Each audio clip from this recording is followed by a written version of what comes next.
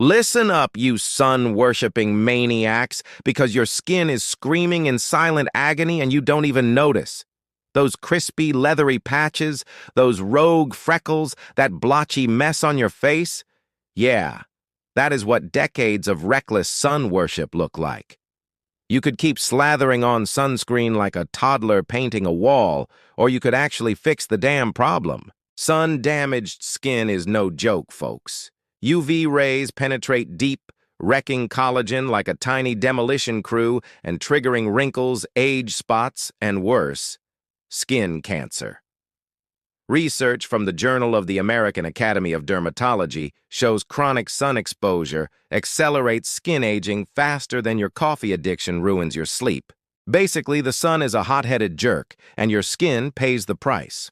First, the stuff you can do at home without looking like a lunatic. Retinoids, vitamin C serums, and antioxidants are your best friends here. Retinoids kick skin cell turnover into overdrive, vitamin C fights free radicals like a tiny chemical bouncer, and antioxidants calm the oxidative chaos UV rays love to throw. Slap these on consistently, and you might just stop looking like a sunburnt raisin. Now, if you want results that actually make people stare and whisper, "Wow," it's time to see the pros. Laser treatments, chemical peels, and microneedling can rebuild collagen, erase dark spots, and smooth wrinkles like a Photoshop filter for your face. Studies from the International Journal of Dermatology show fractional lasers improve skin texture and pigmentation in over 80% of patients. Yeah, science actually has your back for once. Don't believe the hype that sunscreen alone fixes everything or that tanning gradually builds permanent immunity.